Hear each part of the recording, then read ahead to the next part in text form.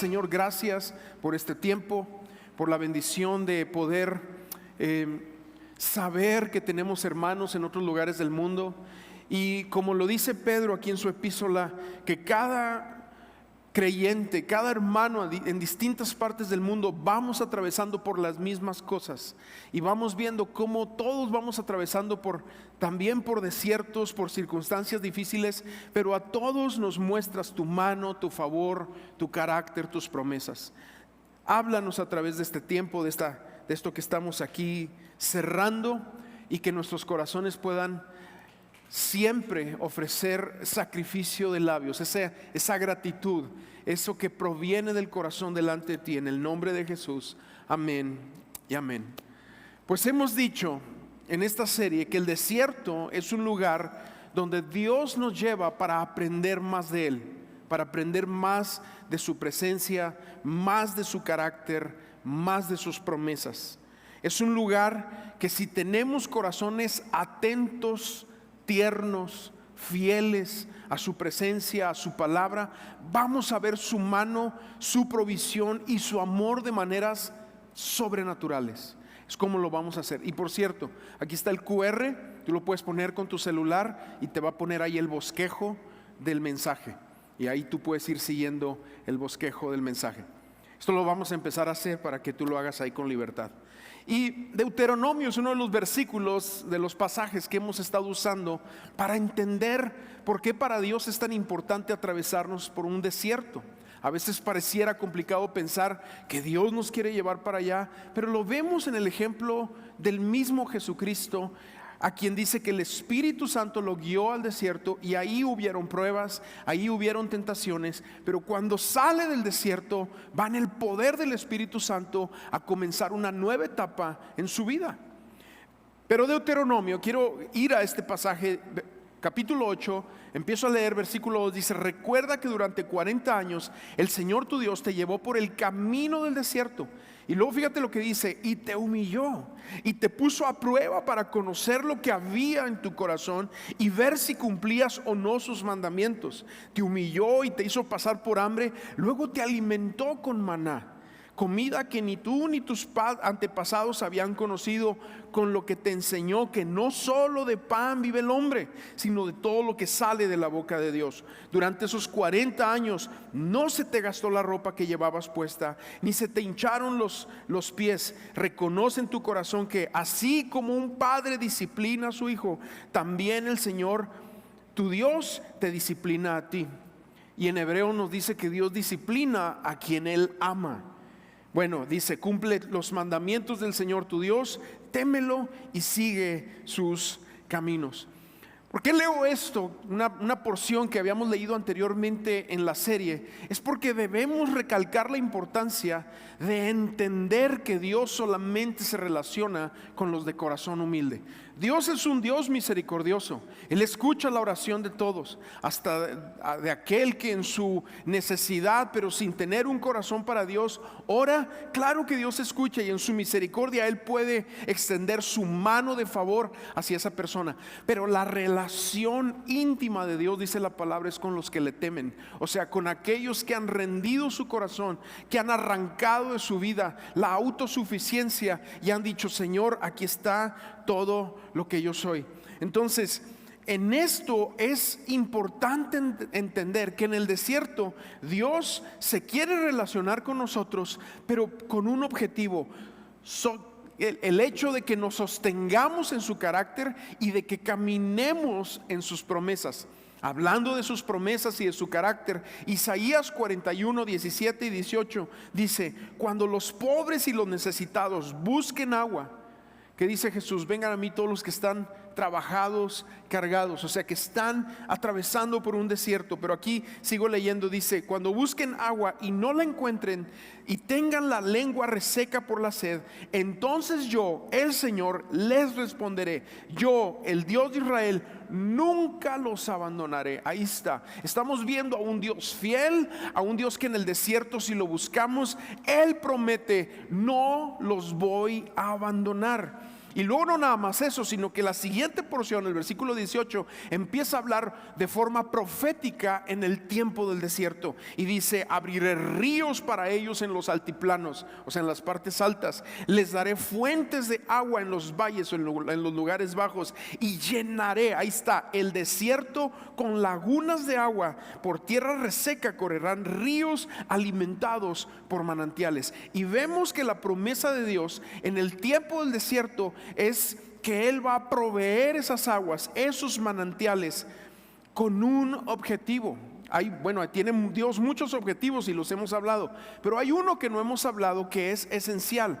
Dios quiere que en el tiempo del desierto tú puedas tener un corazón, como lo decíamos, tierno para Él, humilde, donde Él trabaje, porque esas vivencias del desierto van a quedar en la memoria de tus hijos.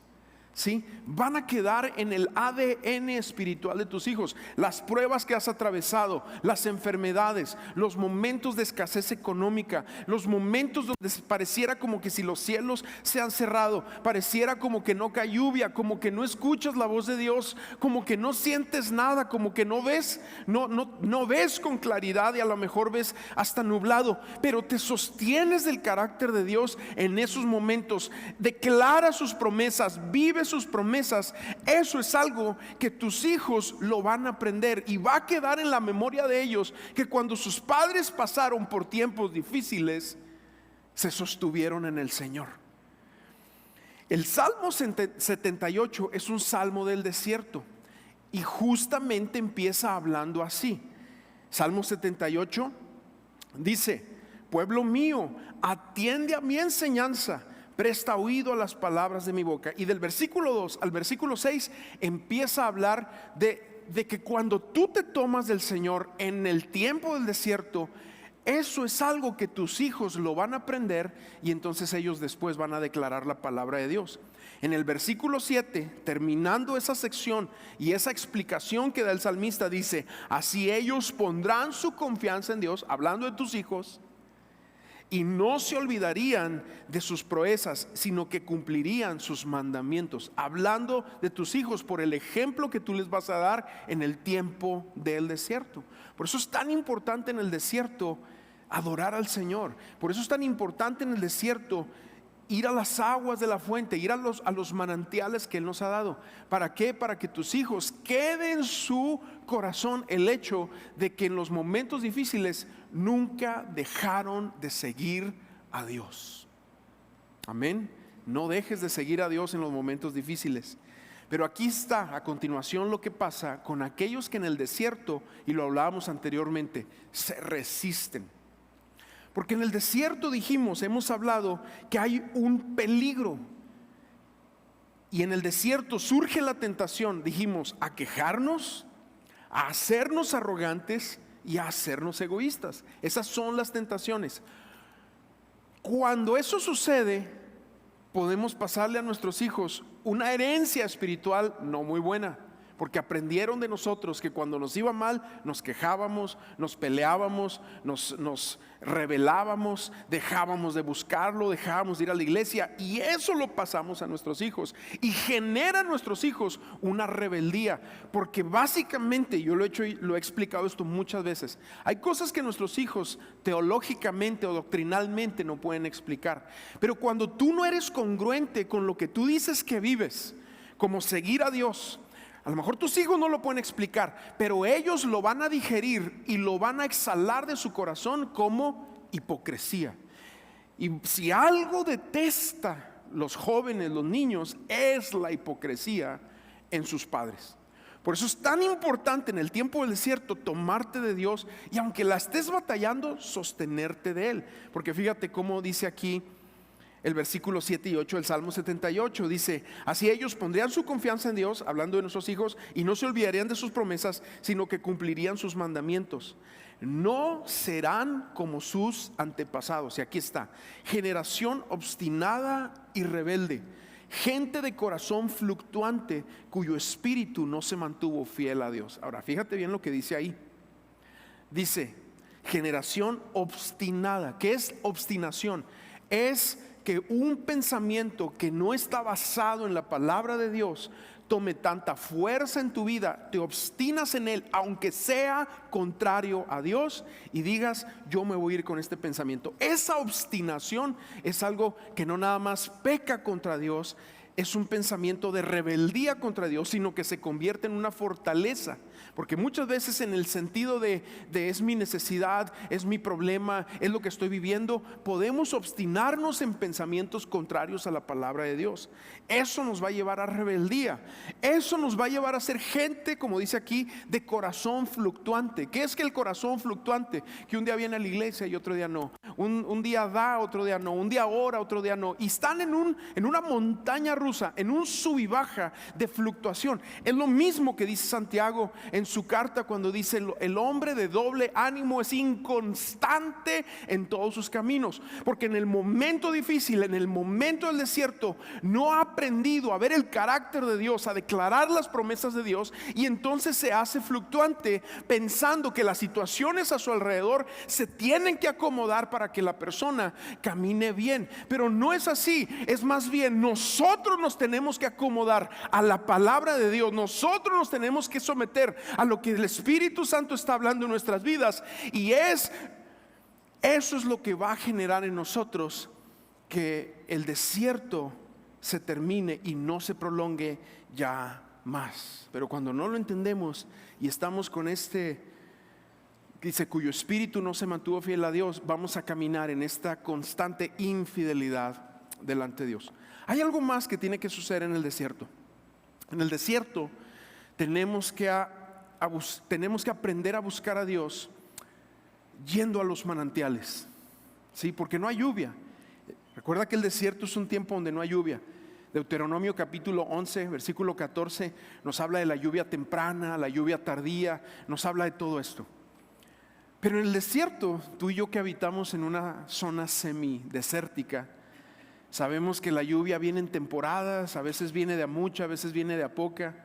Ahora empezaron a salir todas las goteras de la casa, ¿verdad? Porque hace mucho no llovía, y así estamos, ¿verdad? No estamos acostumbrados a tanta lluvia como otros países u otras regiones que constantemente hay lluvia. Pero ¿qué tenemos que hacer los que habitamos en el desierto?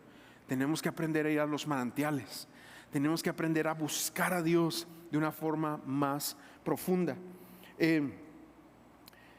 Y es algo que Jesús lo dice, porque el manantial es lo que nosotros vemos, es lo que está arriba, pero las aguas deben de provenir de lo profundo.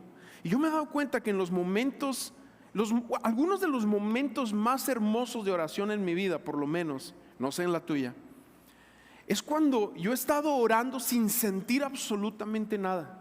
Sentir como que el cielo está cerrado, como que Dios no escucha.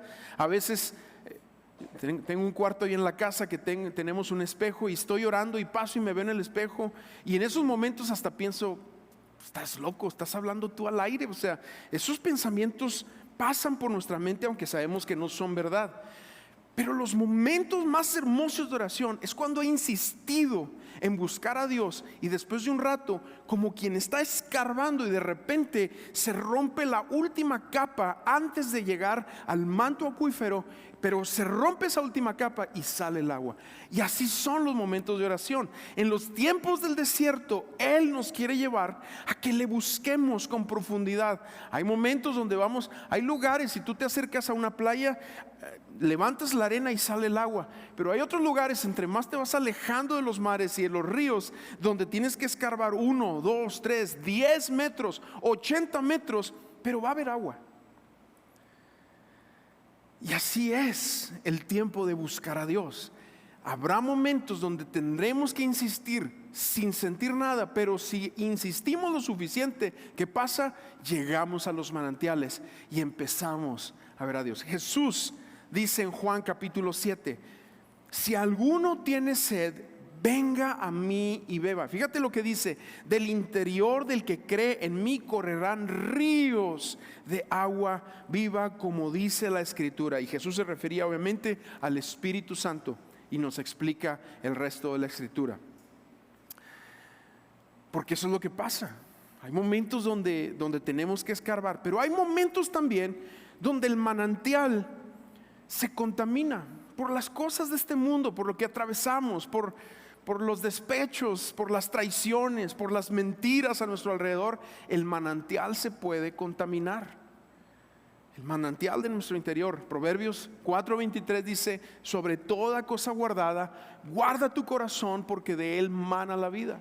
Pero hay momentos donde el corazón se puede endurecer, donde el manantial se puede bloquear. Y un ejemplo así nos lo da el profeta Eliseo. En uno de sus primeros milagros, Eliseo está en Jericó. Los hombres de Jericó van y lo buscan y le dicen: oye, el manantial de la ciudad está contaminado. Ahora, si tú vas a Jericó, ellos tienen una placa de que es la ciudad más antigua del mundo. Ellos dicen que data de 10,000 años atrás. Es lo que dice ahí en Jericó. Y desde ese entonces, el famoso manantial de Jericó ha dado agua hasta el día de hoy. Hay un agua, hasta ahorita hay una fuente que tú puedes llevar un vaso, puedes poner ahí tu vaso y te puedes tomar el agua porque está pura. Pero un día se contaminó el agua y los hombres de Jericó fueron con Eliseo. Eliseo es una figura de la palabra de Dios. Y Eliseo les dice lo siguiente, escucha bien, Segundo de Reyes capítulo 2, a partir del versículo 21 les dice a los hombres de Jericó: tráiganme un recipiente nuevo, porque Dios en el desierto va a hacer algo nuevo. Y dice: y pónganle sal. En este caso la sal es una figura del Espíritu Santo. Así se lo llevaron y Eliseo fue al manantial que suministraba el agua a la ciudad, echó la sal y dijo: esto dice el Señor. Y le empieza a hablar al manantial. ¿Te acuerdas cuando Jesús le hablaba a la enfermedad y le hablaba a la situación y le hablaba al mar y le hablaba a los demonios y le hablaba y les declaraba la palabra de Dios? Pues así lo hace Eliseo y le habla al manantial y le dice: yo he purificado el agua, ya no causará muerte ni esterilidad. Desde entonces el agua quedó pura, tal como dijo Eliseo, y hasta el día de hoy tú la puedes tomar y es agua pura. Lo mismo debe suceder cuando nuestro corazón, cuando nuestros manantiales sentimos que se contaminaron. Hay que hacer eso, hay que hablar la palabra, hay que pedirle al Espíritu Santo que intervenga en nosotros hasta que vuelva a surgir un agua pura. Eso lo hace Eliseo y es lo que tú y yo también tenemos que hacer. Pero ¿qué pasa cuando el manantial se seca, o cuando hay un tiempo de secas o un tiempo de desierto en nuestra vida?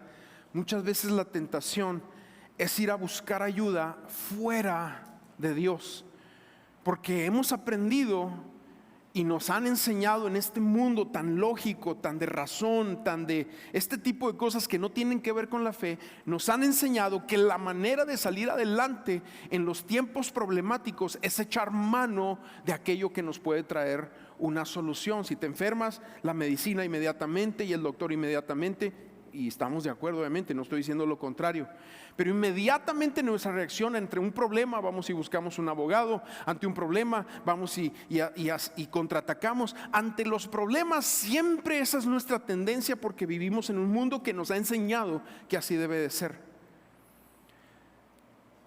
Pero en la palabra se nos enseña que ante las situaciones, los desiertos, los problemas de la vida, cuando buscamos a Dios, primeramente hay algo que le honra a Él y que nos permite verlo accionar de una forma sobrenatural. Escúcheme aquí con atención. Isaac es un ejemplo de esto. Génesis 26. Isaac es una figura de la iglesia también, en tiempos de sequía. Pero dice este pasaje: sucedió que hubo hambre en la tierra, además del hambre que hubo en los días de Abraham. Porque en los días de Abraham se da la primera hambruna. Y si tú has leído el pasaje, ¿qué hace Abraham? No consulta a Dios e inmediatamente se va a Egipto, porque ahí pensaba: me llevo mis ganados, ahí hay provisión, ahí está el río Nilo, ahí hay pastos, ahí la voy a hacer. Pero le fue mal en Egipto, y aunque regresó con riquezas, todas esas riquezas le fueron piedra de tropiezo más adelante, todo lo que adquirió en Egipto. Después viene su hijo Isaac, y dice aquí que vuelve a haber esta otra hambre. Y no voy a leer todo lo que dice ahí a detalle, solamente lo que Dios le dice a Isaac. Dice, y el Señor se le apareció y le dijo, no vayas a Egipto. Escúchame bien, porque la tentación de nuestro corazón en los momentos difíciles es echar mano de aquello que yo puedo controlar, de aquello que yo puedo hacer, de aquello que yo puedo alterar para salir bien de un problema, salir bien de una situación, sin primero buscar a Dios. Es evidente que fue una tentación para Isaac y él se quiso ir a Egipto, pero vino la palabra y le dijo, no vayas a Egipto, quédate a vivir en la tierra que yo te diré, habita como extranjero en esta tierra y yo estaré contigo y te bendeciré. A ti y a tu descendencia le daré todas estas tierras y así confirmaré mi juramento que le hice a Abraham tu padre. Obviamente Isaac obedece. Y en el versículo 12 del mismo capítulo dice, Isaac sembró en aquella tierra. Recuerda, era un tiempo de hambruna, era un tiempo de sequía, no había lluvia. Pero dice que Isaac sembró en aquella tierra y Dios lo bendijo. Y ese año cosechó 100 veces lo sembrado. ¿Por qué? Porque es mejor estar en un desierto, pero en la voluntad de Dios, que en el país más poderoso del mundo, donde hay la mayor prosperidad fuera de su voluntad. Siempre lo será mejor. Eso el mundo no lo entiende, pero aquellos que son sus hijos lo deben entender, lo deben de agarrar y lo deben de saborear, saber que Dios va a estar contigo también en los momentos más difíciles. Eso es lo que dice el apóstol Pablo en Efesios capítulo 5. Dice, no se emborrachen con vino en el cual hay disolución. En este pasaje que yo apunté en esta versión dice, porque eso les arruinará la vida. En cambio, sean llenos del Espíritu Santo. ¿Y de qué está hablando Pablo aquí? De personas que están tratando de saciar un vacío que solamente Dios puede saciar con excesos de la vida. Alcohol, drogas, sexo, pornografía o lo que sea que estés tratando de saciar, que solamente puede ser saciado con Dios. Solamente con Dios. Se dice que detrás de todo pecado hay una persona buscando a Dios, porque el pecado es la búsqueda de saciar o llenar un vacío que solamente Dios puede llenar. Solamente Dios. Manantiales. Pero en el desierto, la segunda cosa que va a suceder, lo segundo que va a pasar, y aquí le voy a invitar a Sammy, vénganse otra vez. Sammy, Shijo, que nos ayuden aquí. Este va a ser un tiempo diferente, ¿verdad? Pero qué padre. Porque lo otro que Dios va a hacer en el desierto es que es un lugar donde Dios va a gestar lo nuevo. Sí, lo nuevo. ¿Sabes cómo hay gente que se atora mucho en el pasado, en las tradiciones? Es que antes era así. Hay gente que a mí me ha dicho en mi cara, es que tú has cambiado. Pues claro que he cambiado, imagínate ser el mismo hace 10 años, qué frustrante sería, ¿no? Pero hay gente que quiere así el pasado y cómo se hacían las cosas en el pasado y nunca salen de remolineando y lo poderoso Israel y no avanzan, ¿verdad? Y quieren lo mismo y que la predicación sea aleluya, aleluya, ¿quién dice gloria? Y ese tipo de cosas que si bien están para su contexto, ok, pero Dios quiere que tú y yo vayamos a lo nuevo. Él quiere que tú y yo vayamos abrazando el vino nuevo que Él quiere derramar.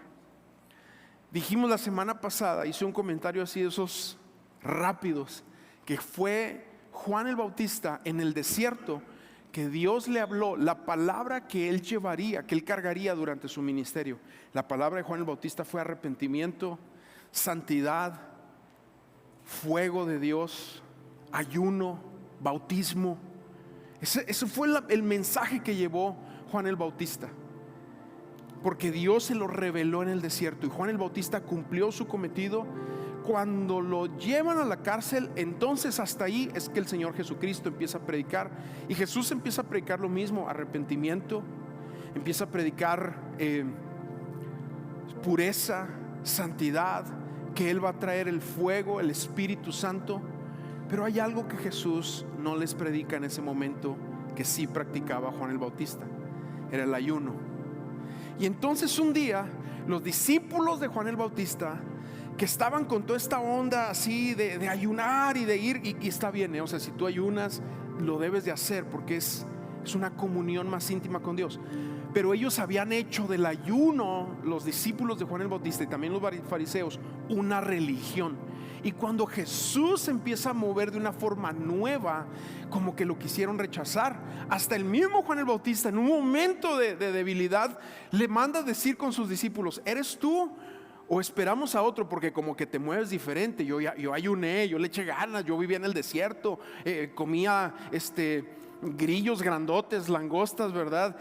Andaba con una piel de camello y un cinto, y tú andas comiendo con los pecadores y te sientas en la casa de los publicanos, y de una manera distinta de moverse Jesús. Entonces, en un momento difícil va y le pregunta: ¿eres tú o esperamos a alguien más? Y Jesús le responde en ese momento con las señales del reino, todo lo que estaba haciendo. Pero también ya que fue Juan el Bautista y que los discípulos de él estaban haciendo de las formas de Juan el Bautista algo cuadrado, viene Jesús con lo nuevo, con el vino nuevo, y le mandan decir, Mateo capítulo 9, que por cierto Isaías capítulo 43 dice: yo voy a hacer algo nuevo, ¿sí? Dejen las cosas de antaño, dejen las cosas pasadas, yo voy a hacer algo nuevo. ¿Por qué no volteas con alguien y le dices: yo voy a hacer algo nuevo? Yo voy a hacer algo nuevo. Y Dios dice en ese pasaje: ya ha empezado a hacerlo, y aquí está lo nuevo que va a hacer Dios. Escucha esto: estoy abriendo un camino en el desierto, haré brotar ríos en la tierra seca. Amén. Pero fíjate, los discípulos de Juan, Mateo capítulo 9 dice: los discípulos de Juan se le acercaron entonces y le preguntaron: ¿por qué nosotros y los fariseos ayunamos muchas veces y tus discípulos no? O sea, los discípulos de Jesús comían y andaban ahí en todo eso. Y Jesús les respondió: ¿acaso los invitados a una boda están de luto mientras festejan con el novio? Porque el novio estaba ahí con ellos, no había necesidad de ayunar. Dice: por supuesto que no, pero un día el novio será llevado. El novio será llevado es una figura también del desierto, de ausencia del desierto. Dice: y entonces sí ayunarán. Sígueme en la línea de pensamiento que llevo. Ellos querían que Jesús se moviera como Juan el Bautista. Y a veces queremos que las nuevas generaciones se muevan como nosotros vivimos un cristianismo anteriormente. Nuestra iglesia ya no es la iglesia de nuestros abuelos, es una nueva iglesia para una nueva generación.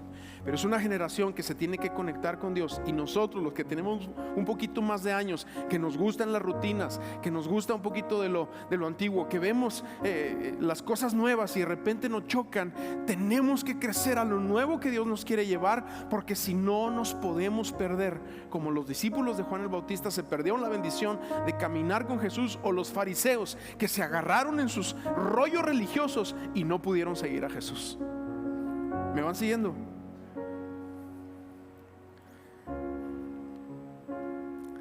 Y en ese mismo contexto, pero en el Evangelio de Lucas, Jesús les dice: el vino nuevo debe de guardarse en cuernos o en cueros o en odres nuevos.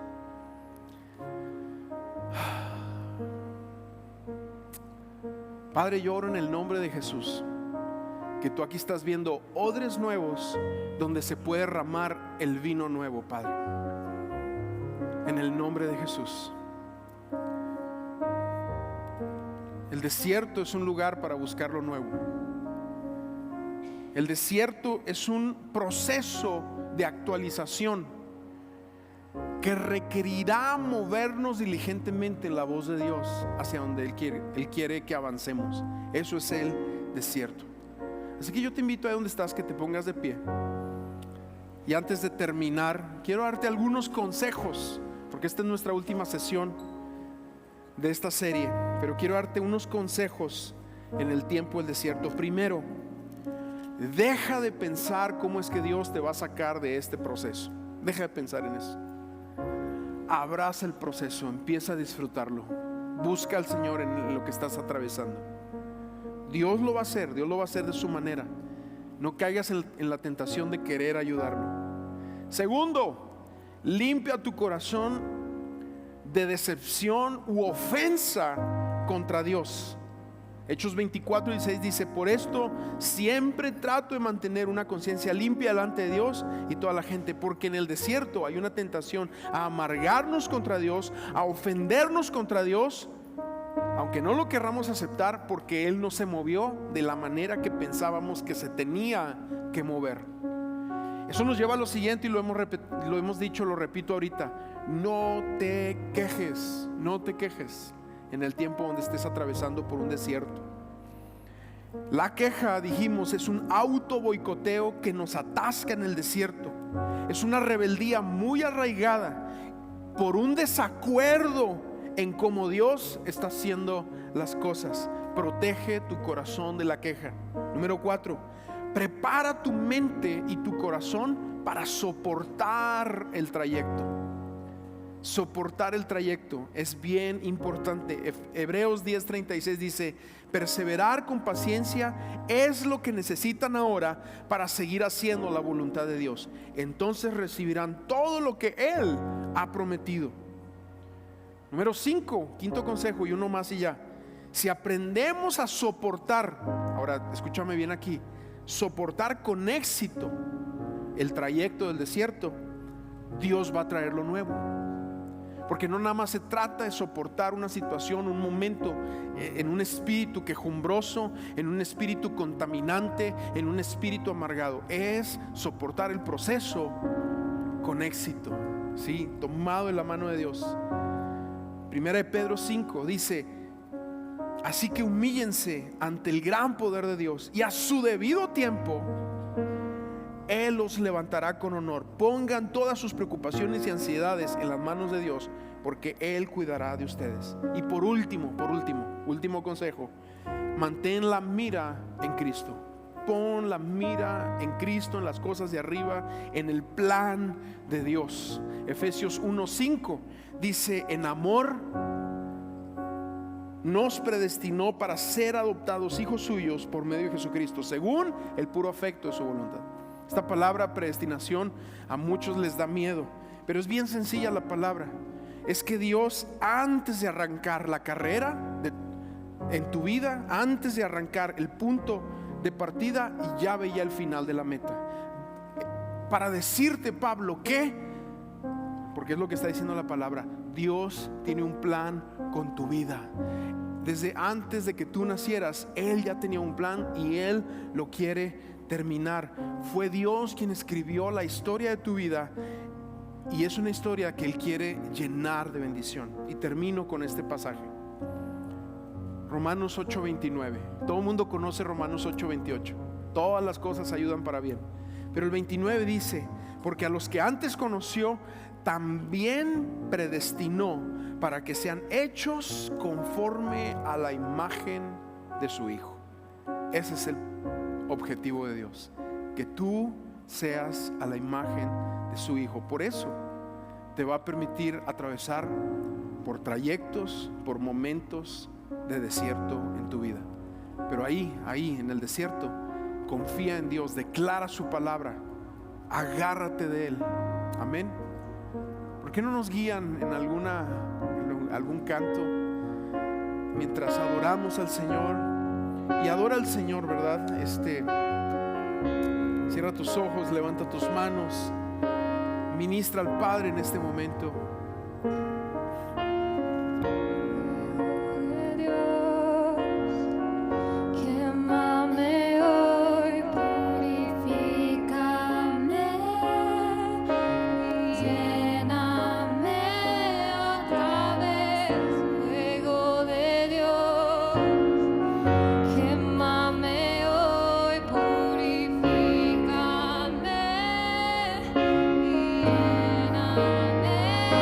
Otra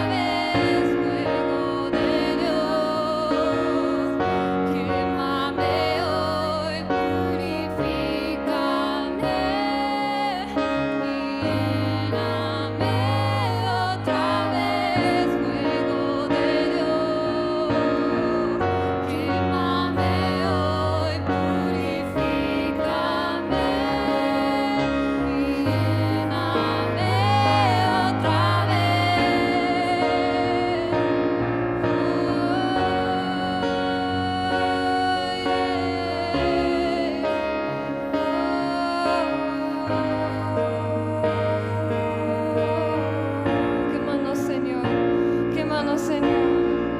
Purifícanos, Señor. Llénanos, llénanos, llénanos.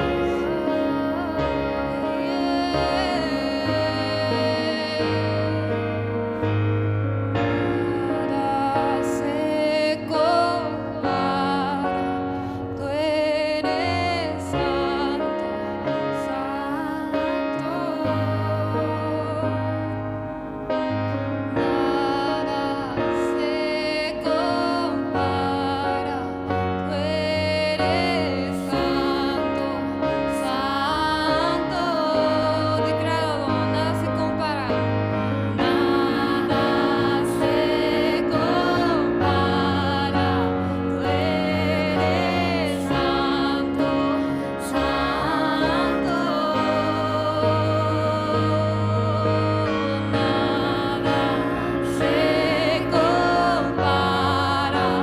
Tú eres santo, santo, santo.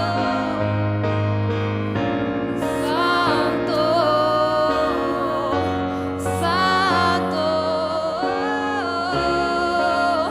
Dios poderoso. Santo, santo, Dios poderoso. Cántale, santo. Santo, santo, Dios poderoso, santo, santo,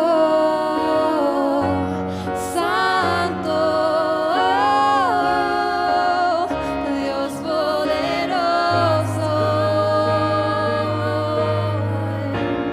A Él sea la gloria, a Él sea la honra, Jesús.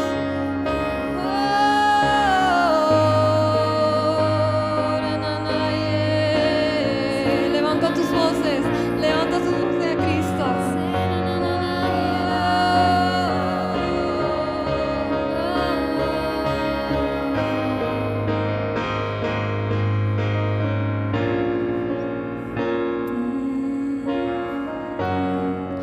Amén, Señor, gracias. Gracias, Señor. Porque sabemos que en todo momento tú estás con nosotros. Tú no nos dejas, no nos desamparas. Y gracias, Señor, por todo lo que tú vas hablando y revelando en nuestras vidas y corazones. En el nombre de Jesús oramos, Padre. Amén.